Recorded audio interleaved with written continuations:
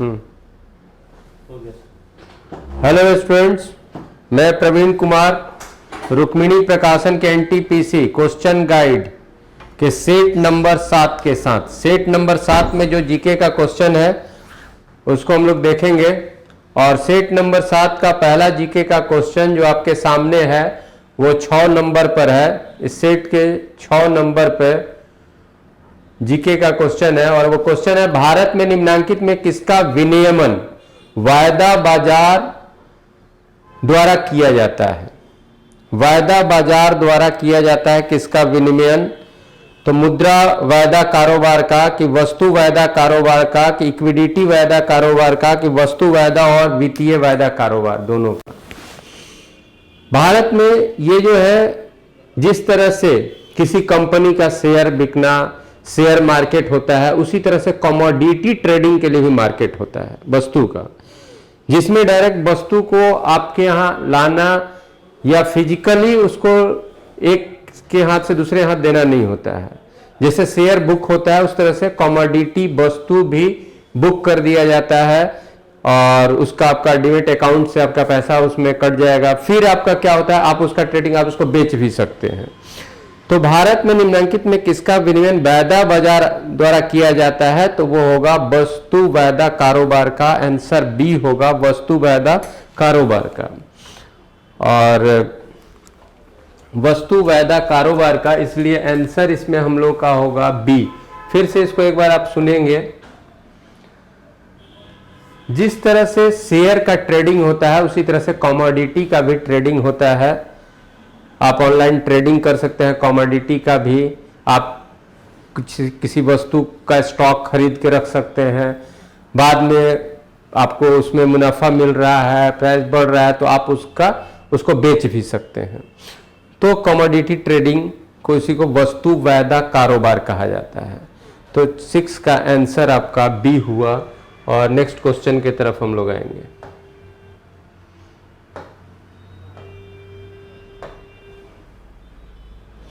और next question फिर 7 number हम लोग का है। निम्नांकित में किस शासक वंश के राज्य की राजधानी सुमेलित नहीं है? कौन सा डायनेस्टी का जो कैपिटल है, कौन से राज्य वंश का कैपिटल जो है वो सुमेलित नहीं है, वो चुनना है।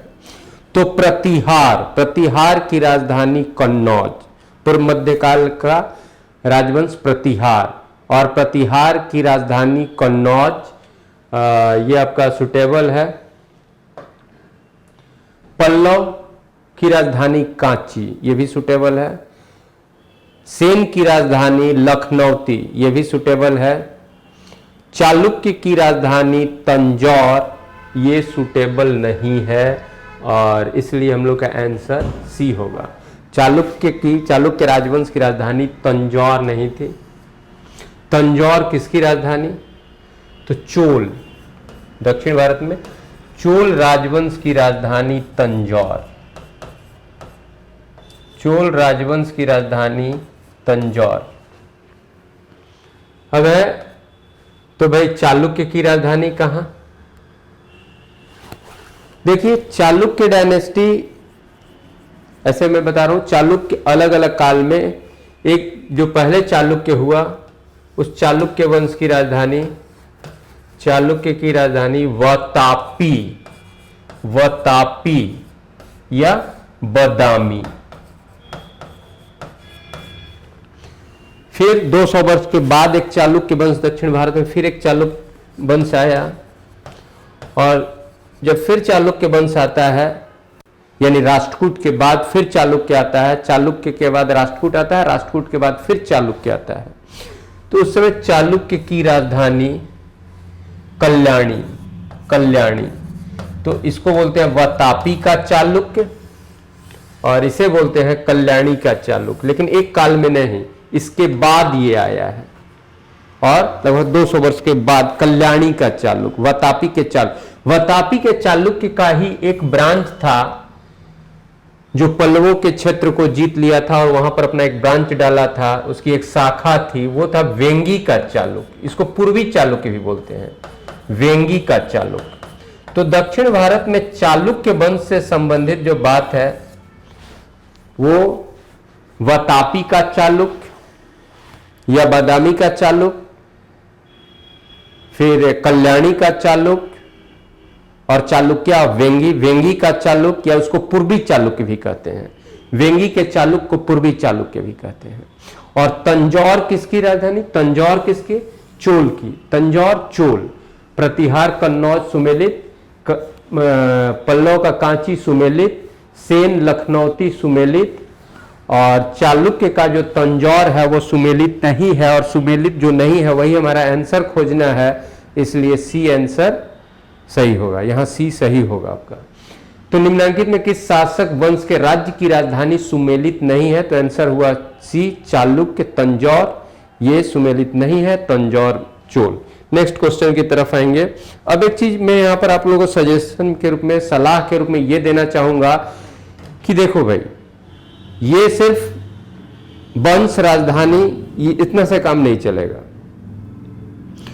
इस तरह के क्वेश्चंस में आपको कॉन्फिडेंस लाने के लिए आपको करना क्या है कि क्रम वाइज, कालक्रम के हिसाब से दक्षिण भारत में, उत्तर भारत में कब कब कौन राजवंश आया, उसके बाद कौन आया, उसका कहाँ एरिया कौन सा था, उसका हेड कैपिटल क्या था, ये सब आप एक क्रम में याद कीजिए। खास करके उत्तर भारत में दिल्ली सल्तनत के पहले और दक्षिण भारत में सातवाहन के बाद, जैसे सातवाहन हो गया, फिर सातवाहन का के बाद 500 एडी के आसपास सातवाहन साम्राज्य जो दक्षिण भारत में था, वहां पर दो राजवंश आ जाता है। एक हो जाता है आपका वाकाटक, नंदीवर्धन के वाकाटक, एक हो जाता है इक्ष्वाकु। इक्ष्वाकु उतना इंपॉर्टेंट नहीं है क्योंकि उसका बहुत एविडेंसेस नहीं है, लेकिन इक्ष्वाकु एग्जिस्ट किया था। फिर आप देखेंगे वाकाटक के बाद क्या आता है, तो जो अभी हम लोग बात किए थे वातापी के चालुक्य, वातापी या बादामी के चालुक्य। और एक वातापी के चालुक्य के ही कंटेम्प्रोरी एक साइड में रहता है कांची के पल्लव, पल्लवा ऑफ कांची। और वातापी के चालुक्य के बाद जो डायनेस्टी आती है वो है राष्ट्रकूट, राष्ट्रकूट। और राष्ट्रकूट के बाद फिर जो डायनेस्टी उसके बाद आता है वो होता है कल्याणी के चालुक्य। और उधर जो कांची के पल्लव था उसके बाद आता है तंजौर के चोल। तो कौन किसके बाद आया, इस तरह का भी क्वेश्चन फ्रेम होता है। तो साउथ इंडिया का, खास करके नॉर्थ वाला बात तो हम लोग को याद रहता है, साउथ इंडिया में कौन किसके बाद आया, किस और लगभग में उसका क्या काल रहा, और साथ साथ जैसे राजधानी, मेन एरिया, वो सब चीज देखना बहुत जरूरी होता है। तो ये मेरा सजेशन कि दक्षिण भारत के जो डायनेस्टीज हैं उनका क्रम आप याद रखोगे। नेक्स्ट क्वेश्चन की तरफ हम लोग चलते हैं।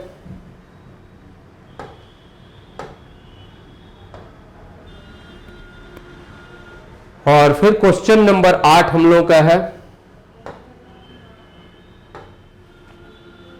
उकाई परियोजना स्थित है। उकाई परियोजना कहां स्थित है? मध्य प्रदेश में ताप्ती नदी पर, गुजरात में ताप्ती नदी पर, गुजरात में साबरमती नदी पर, मध्य प्रदेश में नर्मदा नदी पर। उकाई परियोजना गुजरात में ताप्ती नदी पर स्थित है। उकाई परियोजना गुजरात में ताप्ती नदी पर स्थित है। उकाई परियोजना गुजरात में ताप्ती नदी पर, ठीक है। और आप जानते हो कि प्रायद्वीपीय भारत की दो ऐसी नदियां हैं जो पूरब से बहती हुई पश्चिम की तरफ, पूरब से पश्चिम की ओर बहती हैं और अरबियन सी में जाके गिरती हैं।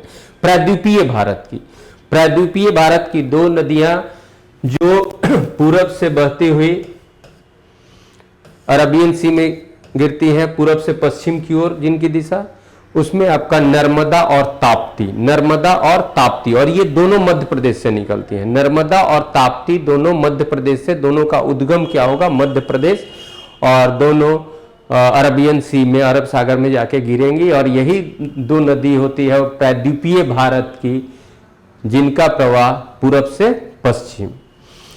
तो उकाई परियोजना गुजरात में ताप्ती नदी पर है। नेक्स्ट क्वेश्चन की तरफ।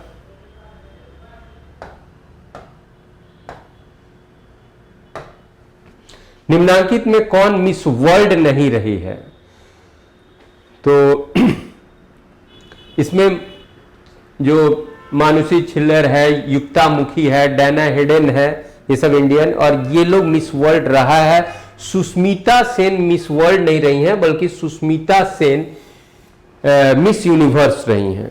सुष्मिता सेन मिस यूनिवर्स रही हैं। तो ये जो क्वेश्चन हम लोग का है कि निम्नांकित में कौन मिस वर्ल्ड नहीं रही है, तो इसमें आंसर होना चाहिए सुष्मिता सेन, क्योंकि सुष्मिता सेन मिस यूनिवर्स हुई। सुष्मिता सेन मिस यूनिवर्स हुई। और भारत की पहली मिस वर्ल्ड जो बात होता है, पहले क्वेश्चन ये हमेशा पूछता था कि भारत की प्रथम मिस वर्ल्ड कौन, तो रीता फारिया। और रीता फारिया 1966 में मिस वर्ल्ड बनी थी। भारत की पहली मिस वर्ल्ड रीता फारिया, जो 1966 ईस्वी में मिस वर्ल्ड बनी थी। और ये सुष्मिता सेन मिस यूनिवर्स बनी। और सुष्मिता सेन का मिस यूनिवर्स बनने का जो वर्ष है वो 1994। 1994 में सुष्मिता सेन 1994 में सुष्मिता सेन मिस यूनिवर्स बनी थी। मिस यूनिवर्स बनी थी। हमारा क्वेश्चन ये है कि निम्नांकित में कौन मिस वर्ल्ड नहीं है, तो सुष्मिता सेन मिस यूनिवर्स है, तो आंसर हम लोग का सी होगा। नेक्स्ट क्वेश्चन की तरफ हम लोग चलेंगे। और ये भी आप देख लीजिएगा, कभी भी क्वेश्चन हो सकता है कि कौन पहले हुआ, मान लो क्रम में सजाने का, तो वो फिर आप लिस्ट में कौन किस ईयर में किसको मिस वर्ल्ड का खिताब मिला, वो ईयर वाइज भी आप देख ले। कभी क्वेश्चन की संभावना ऐसी बन सकती है। नेक्स्ट क्वेश्चन की तरफ।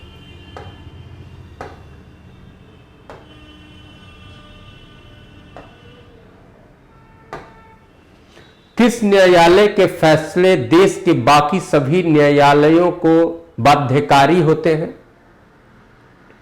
क्वेश्चन बहुत सिंपल है। भारत में जो न्यायिक व्यवस्था है, इसका सर्वोच्च शिखर जो है, सर्वोच्च शिखर पर जो संस्था है वो है उच्चतम न्यायालय। हमारी न्यायिक प्रणाली में मुख्य रूप से 3 लेवल पर न्यायालय है।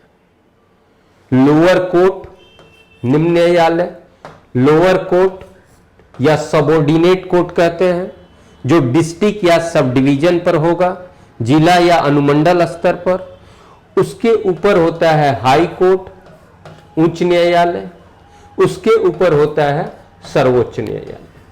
अब देखो, लोअर कोर्ट कहां रहेगा? सब डिवीजन या डिस्ट्रिक्ट लेवल पर, अनुमंडल जिला लेवल पर। हाई कोर्ट राज्य स्तर पर। किसी हाई कोर्ट के न्यायिक क्षेत्राधिकार के अंतर्गत एक या एक से अधिक राज्य या केंद्र शासित प्रदेश हो सकते हैं। किसी उच्च न्यायालय के न्यायिक क्षेत्राधिकार के अधीन एक या एक से अधिक राज्य या केंद्र शासित प्रदेश हो सकते हैं। और सर्वोच्च न्यायालय एक ही है, और वो हमारी न्यायिक व्यवस्था का सर्वोच्च शिखर है, सर्वोच्च संस्था है। लोअर कोर्ट, क्योंकि जो क्वेश्चन है उस पर मैं जा रहा हूं। लोअर कोर्ट से अगर कोई फैसला होता है, लोअर कोर्ट का फैसला होता है, अगर कोई संतुष्ट नहीं है लोअर कोर्ट के फैसले से, तो वो अपील करेगा हाई कोर्ट में। हाई कोर्ट के फैसले से आप संतुष्ट नहीं है तो अपील कीजिएगा सुप्रीम कोर्ट में। सुप्रीम कोर्ट के ऊपर कोई न्यायालय नहीं है जहां सुप्रीम कोर्ट के फैसले को आप अपील में ले जाइएगा। कहीं कहीं दिमाग में आता है कि सुप्रीम कोर्ट के बाद दंड अगर मिला है तो हम राष्ट्रपति के पास जाएंगे, लेकिन राष्ट्रपति के पास अपील नहीं होता है। यह नहीं होता है कि सुप्रीम कोर्ट के फैसले से हम संतुष्ट नहीं है, अपील कर रहे हैं। राष्ट्रपति कोई कोर्ट नहीं होता है। राष्ट्रपति के पास मर्सी पिटीशन, राष्ट्रपति के पास मर्सी दया याचिका जाता है कि हमें यह दंड मिला है, हम पर दया किया जाए, वो दया याचिका होता है, वहां अपील नहीं होता है। तो सर्वोच्च शिखर संस्था कौन है? Supreme court. अब एक चीज जो क्वेश्चन हमारा कह रहा है, हाई कोर्ट का जो फैसला होगा वो निम्न न्यायालयों के लिए बाध्यकारी होगा। निम्न न्यायालयों को वो मानना होता है, उसके फैसले से वो बंधे हुए रहते हैं। उसी तरह से सर्वोच्च न्यायालय का जो फैसला होगा वो देश के सभी न्यायालय के लिए बाध्यकारी होता है, वो एक तरह से नियम हो जाता है। नियम बनाने का अधिकार किसको है? विधायिका को, विधानमंडल को। राज्य सूची समवर्ती सूची पर, केंद्रीय सूची समवर्ती सूची पर नियम बनाने का अधिकार किसको है, या संविधान संशोधन करने का अधिकार किसको है? संसद को।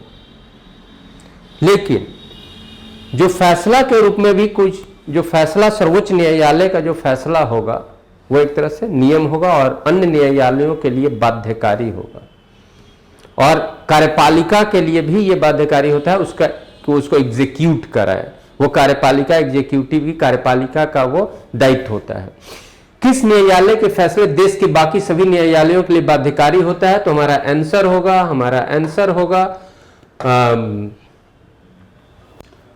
उच्चतम न्यायालय, यानी सर्वोच्च न्यायालय, सुप्रीम कोर्ट। एक चीज और यहां पर, हाई कोर्ट और सुप्रीम कोर्ट को उच्च न्यायालय और सर्वोच्च न्यायालय, ये दोनों अभिलेखीय न्यायालय हैं। अभिलेखीय न्यायालय, ये लोअर कोर्ट अभिलेखीय न्यायालय नहीं है।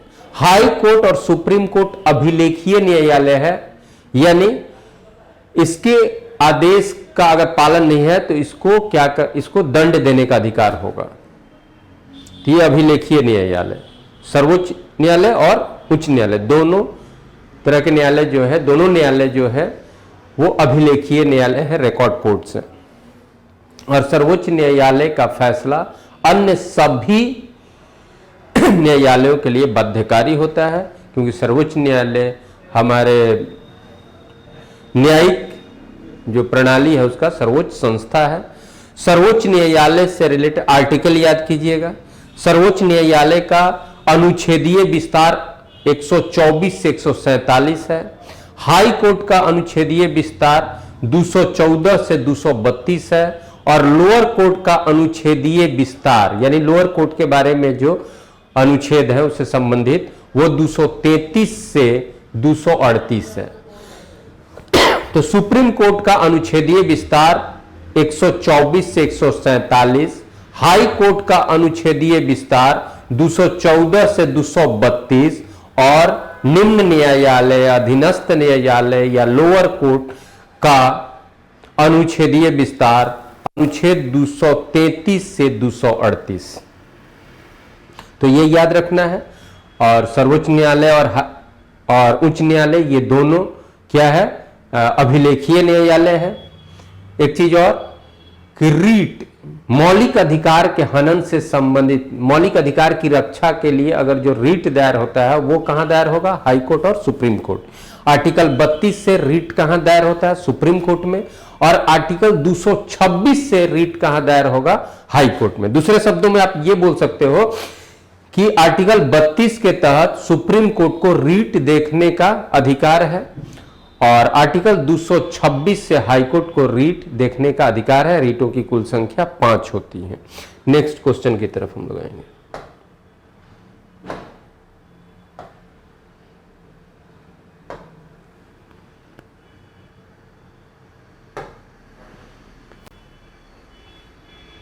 फिर हम लोग का आर्ट्स वाला क्वेश्चन मिलेगा 18 नंबर पे।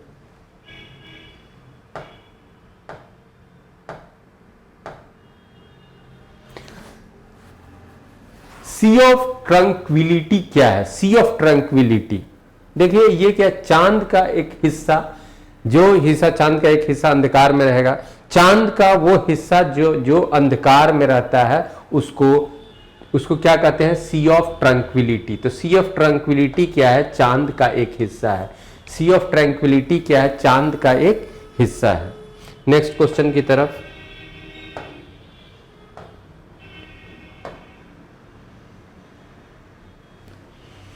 Question number 22,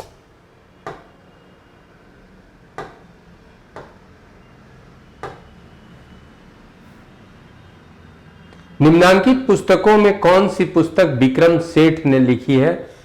a suitable boy. A suitable boy जो पुस्तक है वो विक्रम सेठ की बहुत ही फेमस बुक है। तो suitable boy, a suitable boy के राइटर विक्रम सेठ हैं। सुटेबल बॉय के राइटर विक्रम सेठ हैं। The God of small things, train to Pakistan, hypnotist तो पता नहीं, ये कोई बहुत इंपॉर्टेंट नहीं है, लेकिन the God of small things ये अरुंधति राय का है। अरुंधति राय का है ये। और ट्रेन टू पाकिस्तान ये खुशवंत सिंह की पुस्तक है, खुशवंत सिंह।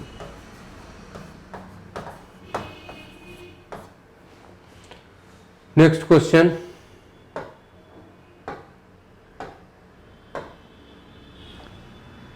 तेईस नंबर, भूटान की एक सदनीय विधायिका का क्या नाम था? भूटान की एक सदनीय व्यवस्थापिका का नाम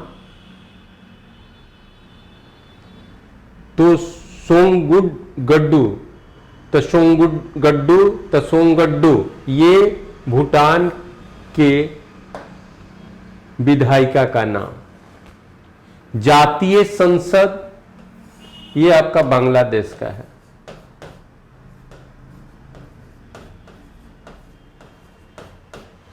नेशनल असेंबली ये पाकिस्तान की विधायिका का नाम है। और विधान परिषद जानते हैं, लेजिस्लेटिव काउंसिल, ये हमारे राज्य में जो द्वितीय सदन या उच्च सदन होता है उसको विधान परिषद कहते हैं। भारत में विधान मंडल, यहां विधान मंडल टर्म चूंकि राज्य के विधायिका के लिए स्पेसिफिक टर्म है विधान मंडल। विधान मंडल भारत में विधान मंडल, यानी अब ज्यादा स्पष्ट के लिए आप कर लीजिए राज्य विधान मंडल। भारत में राज्य विधान मंडल के उच्च सदन अपर हाउस या उच्च सदन या द्वितीय सदन को क्या कहते हैं? Vidhan Parishad, legislative council. Next question,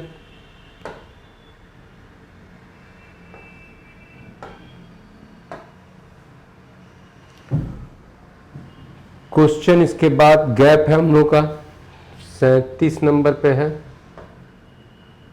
संत पीर शाह अली और तुकनगीर ने 400 साल पहले मेवाड़ में किस ख्याल की रचना की थी? संत पीर शाह अली और तुकनीर ने 400 साल पहले मेवाड़ में, राजस्थान का क्षेत्र, मेवाड़ में किस ख्याल की रचना की थी? ख्याल भारोली, चांद नीलगिरी, मीरा मंगल, तुर्का कलंगी ख्याल। किस ख्याल की रचना संत पीर शाह अली और तुकनगीर द्वारा की गई थी? तो ये तुरा कलंगी ख्याल है, तुरा कलंगी ख्याल है, जिसकी रचना संत पीर शाह अली और तुकनगीर ने आज से लगभग 400 वर्ष पहले। तो ये आंसर आपका है तुर्रा कलंगी ख्याल। ये 2 गुट में होकर के ये गायन का एक चीज था, 2 गुट में, 2 तरफ दल के रूप में, या एक एक लोग भी रहेगा या गुट में हो करके ये गायकी का एक पैटर्न था, और उसको तुरा कलंगी ख्याल कहा गया। जैसे कव्वाली का, लेकिन पूरी तरह से कव्वाली के रूप में नहीं कहिएगा, लेकिन ये भी 2 गुट में होता था। तुरा कलंगी ख्याल संत पीर शाह अली और तुकनगीर, बस ऐसे ही याद रखिएगा, संत पीर शाह अली और तुकनगीर, तुर्रा कलंगी ख्याल, और ज्यादा इसमें कोई हम लोगों को डिटेल की जरूरत नहीं है। नेक्स्ट क्वेश्चन,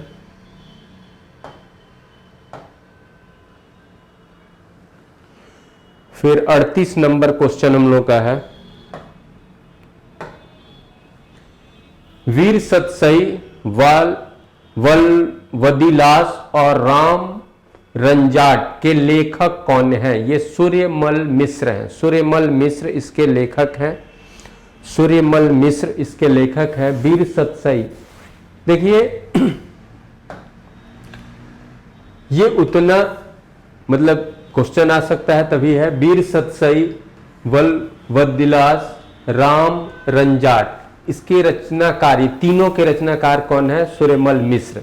इसमें वीर सतसई जो है, इसके जगह पर अगर सतसई रहे सतसई, तो क्या कहेंगे? बिहारी लाल। बिहारी लाल, सतसई की रचनाकार बिहारी लाल। ये ज्यादा पूछता है, सतसई बिहारी लाल। नेक्स्ट क्वेश्चन की तरफ।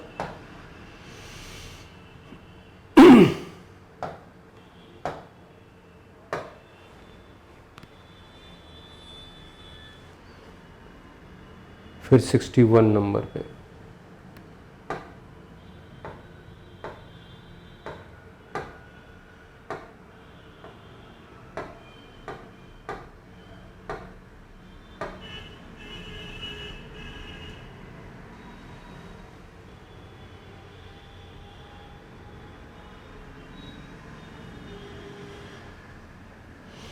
इकसठ नंबर क्वेश्चन हम लोग के सामने है। भारतीय संविधान में संघ में अवशिष्ट शक्तियां निहित करके किसका अनुसरण किया गया? सीधी से क्वेश्चन यह है कि भारतीय संविधान में अवशिष्ट शक्ति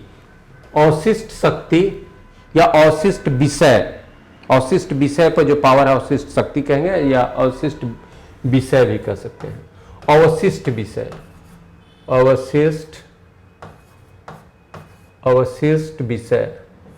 अवशिष्ट विषय, रेसिडुअल या रेसिडुअरी सब्जेक्ट,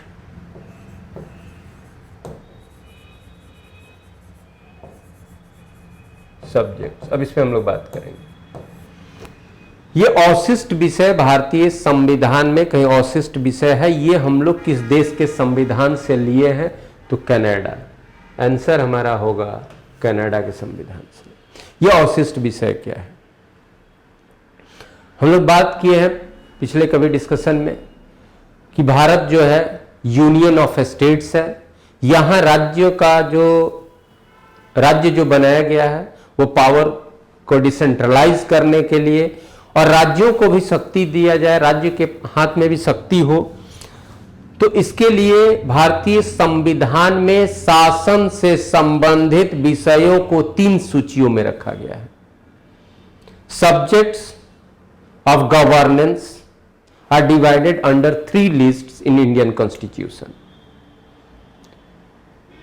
यूनियन लिस्ट या संघ सूची या केंद्रीय सूची भी बोल सकते हैं। यूनियन लिस्ट उसी को बोलेंगे संघ सूची या सेंट्रल लिस्ट या केंद्रीय सूची। तो संघ सूची, केंद्रीय सूची, तो संघीय सूची हो गया एक लिस्ट। दूसरा है राज्य सूची और तीसरा है समवर्ती सूची, जिसको अंग्रेजी में कंकरेंट लिस्ट। तो यूनियन लिस्ट, स्टेट लिस्ट और कंकरेंट लिस्ट, ये 3 लिस्ट है। भारतीय संविधान में शासन से संबंधित विषयों को 3 जगह बांट दिया गया। संघ यानी केंद्र, केंद्रीय सूची, राज्य सूची और समवर्ती सूची। साहब इसमें जो कुछ भी है, जो बातें इसमें रखी गई हैं, उस पर नियम बनाने का अधिकार केंद्रीय विधायिका अर्थात संसद को है और उसको लागू करने का दायित्व डायरेक्ट रूप से किसको है? केंद्रीय कार्यपालिका को। इसमें जो चीज है उस पर नियम बनाने का अधिकार संबंधित प्रत्येक राज्य के विधानमंडल को, राज्य विधायिका यानी विधानमंडल को, और इसमें जो है उस पर अधिकार केंद्र को भी है और राज्य को भी है। इससे संबंधित किसी बात पर अगर राज्य कोई नियम बनाता है तो सिर्फ उसी राज्य में लागू होगा, लेकिन अगर केंद्र अगर नियम बनाता है तो वो पूरे देश में लागू होगा। अब पावर को इन 3 लिस्टों में बांट दिया गया। सब्जेक्ट्स, विषय को 3 भाग में बांट दिया गया, बता दिया गया भाई किसके हाथ का क्या पावर है, किसके हाथ में क्या पावर है। लेकिन संविधान में यह भी लिखा गया है, यदि शासन से संबंधित कोई विषय जो इन तीनों सूचियों में सूचीबद्ध नहीं हो, इन तीनों सूचियों में किसी में भी सूचीबद्ध नहीं हो, a subject which has not been listed under any list, तो वैसे सब्जेक्ट को रेसिडुअल सब्जेक्ट समझा जाएगा, वैसे विषय को अवशिष्ट विषय समझा जाएगा और अवशिष्ट विषय पर अधिकार केंद्र को होगा। जो इन तीनों में कहीं नहीं है, मान लो कुछ छूट गया या फ्यूचर में कुछ उस तरह का शासन से संबंधित कुछ मैटर आया, तो उसको रेसिडुअल सब्जेक्ट समझा जाए और उस पर अधिकार सिर्फ केंद्र को होगा। तो ये अवधारणा, ये बात हम किस देश के संविधान से लिए हैं या किस देश के संविधान से हम प्रेरित होकर के अपने यहां भी उसको रखे हैं, इस तरह का क्वेश्चन अगर आएगा तो अवशिष्ट विषय का मामला कहां से? कनाडा से, कनाडा के संविधान से। नेक्स्ट क्वेश्चन की तरफ।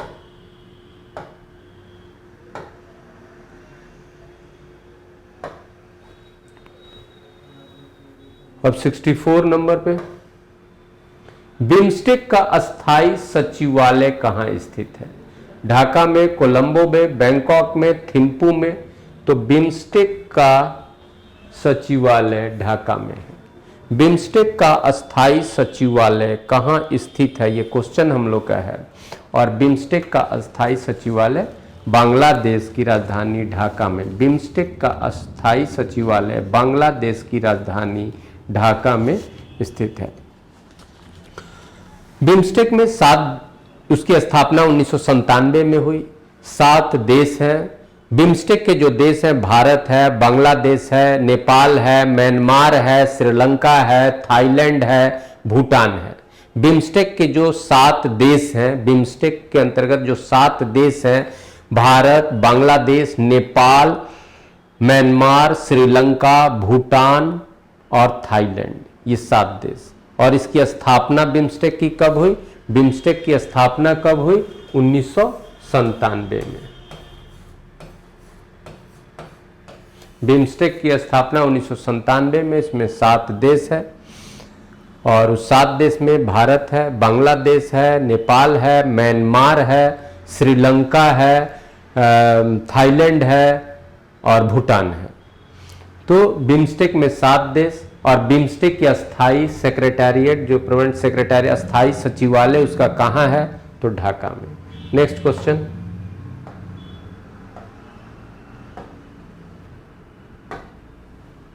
अंतर्राष्ट्रीय योग दिवस किस दिन मनाया जाता है?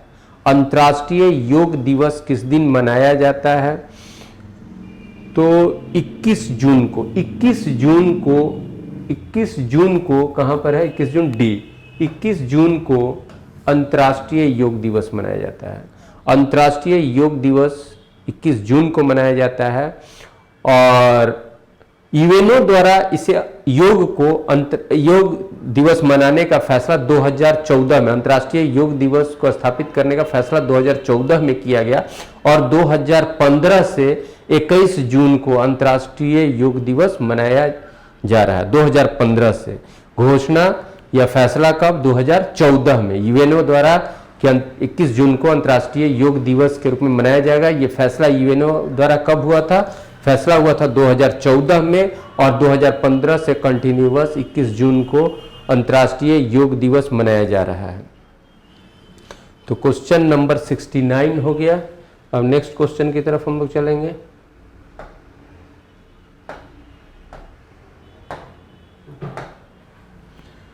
सूचना का अधिकार अधिनियम वर्ष किस वर्ष से? 2005 से। सूचना का अधिकार, ये जो हमें अधिकार मिला कि गवर्नमेंट के किसी पॉलिसी, किसी मैकेनिज्म के बारे में हम सूचना ले सकते हैं, बस रक्षा का मामला हो और तो उसमें कुछ नहीं लिया जा सकता है, या राष्ट्र हित का और कोई बात हो जिसको गोपनीय रखना जरूरी है, तो उसमें सूचना का अधिकार लागू नहीं होगा। बाकी किसी भी मामले में सूचना का अधिकार लागू होगा और ये 2005 से लागू हुआ है। यानी अन्य सुरक्षा और कुछ गोपनीय मामलों को छोड़ करके किसी भी बात पर हम सूचना मांग सकते हैं। ये अधिनियम किस वर्ष ये अधिनियम बना? 2005 में। 2005 के अधिनियम से सूचना के अधिकार का बात स्थापित हुआ 2005 से। Next question.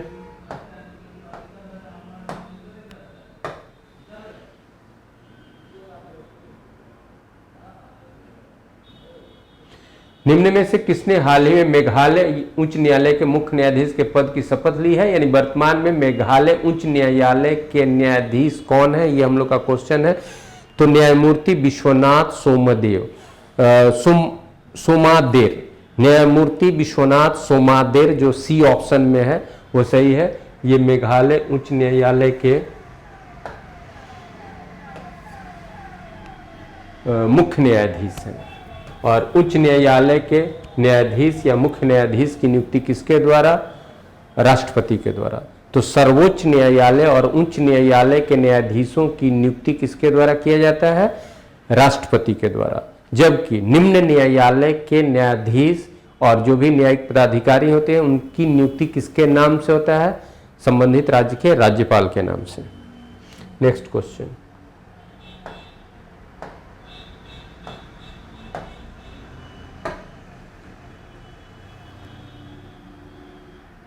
हाल ही में किस भारतीय को न्यूयॉर्क के मेट्रोपॉलिटन म्यूजियम ऑफ आर्ट के बोर्ड में चुना गया है? नीता अंबानी को, जो रिलायंस ग्रुप से है। नीता अंबानी को हाल ही में न्यूयॉर्क के मेट्रोपॉलिटन म्यूजियम ऑफ आर्ट के बोर्ड में चुना गया है और ये गौरव नीता अंबानी को मिला है।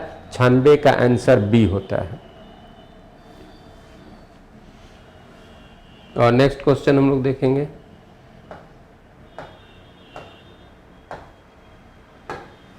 हाल ही में किस देश के राष्ट्रपति को गणतंत्र दिवस 2020 का मुख्य अतिथि, यानी यह क्वेश्चन है गणतंत्र दिवस 2020 के मुख्य अतिथि हमारे कौन थे? तो किस देश के राष्ट्रपति थे? तो ब्राजील के राष्ट्रपति 2020 के गणतंत्र दिवस के मुख्य अतिथि थे, जिनका नाम है jeer Messias Bolsonaro. Jeer Messias Bolsonaro. Messias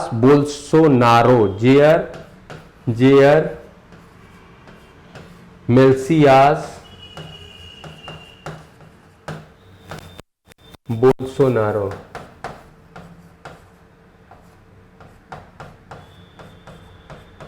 ये दो गणतंत्र दिवस यानी 26 जनवरी जो हमारा गणतंत्र दिवस है, 26 जनवरी 2020 का गणतंत्र दिवस के मुख्य अतिथि ब्राजील के राष्ट्रपति थे। लेकिन इस बार अब यहाँ क्वेश्चन ये भी बन सकता है कि 2021 के जो बस तुरंत 2021 के हमारे गणतंत्र दिवस के मुख्य अतिथि किनको बनाया गया है? तो किनको मतलब प्रस्तावित है, जिनको बुलाया गया है मुख्य अतिथि के रूप में, तो वो है ब्रिटेन के प्रधानमंत्री बोरिस जॉनसन। ब्रिटेन के प्रधानमंत्री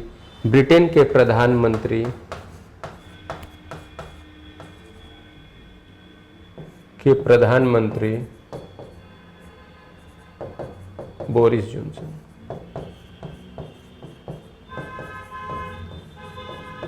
दो 2021 के गणतंत्र दिवस के मुख्य अतिथि होंगे।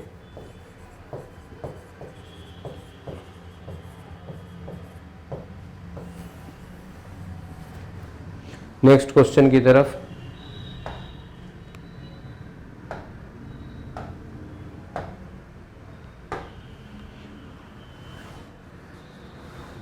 भारत में हर वर्ष बाल दिवस मनाया जाता है 14 नवंबर को। बहुत सिंपल सा क्वेश्चन। भारत में हर साल बाल दिवस चिल्ड्रन डे मनाया जाता है 14 नवंबर को, नेहरू जी की याद में। चाचा नेहरू के रेस्पेक्ट में उनके जन्मदिन पर 14 नवंबर को बाल दिवस चिल्ड्रन डे मनाया जाता है। नेक्स्ट क्वेश्चन की तरफ चलेंगे।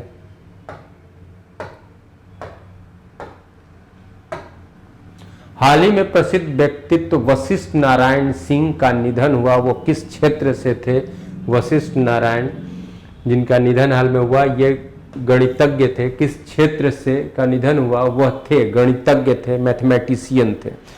और जो जिनको सुपर एक्सीलेंट अमेरिका में कहा गया था, और वो अमेरिका में भी शोध कार्य के लिए गए थे, वहाँ बहुत कुछ किया। फिर उसके बाद मानसिक स्थिति भी उनकी कुछ ठीक नहीं रही एक लंबे समय तक, और वो बिहार के रहने वाले थे। वशिष्ठ नारायण सिंह बिहार के रहने वाले थे, बिहार के बहुत बड़े मैथमेटिशियन, बिहार के और बिहार के किस जिला के? भोजपुर जिला के, भोजपुर जिला से थे, बिहार के भोजपुर जिला। और इनके गांव का नाम है, जो ग्राम है इनके गांव का नाम है बसंतपुर, बसंतपुर। तो बिहार के भोजपुर जिला के बसंतपुर गांव के वशिष्ठ नारायण सिंह, जो बहुत बड़े मैथमेटिशियन थे, उनका निधन पिछले साल। Next question,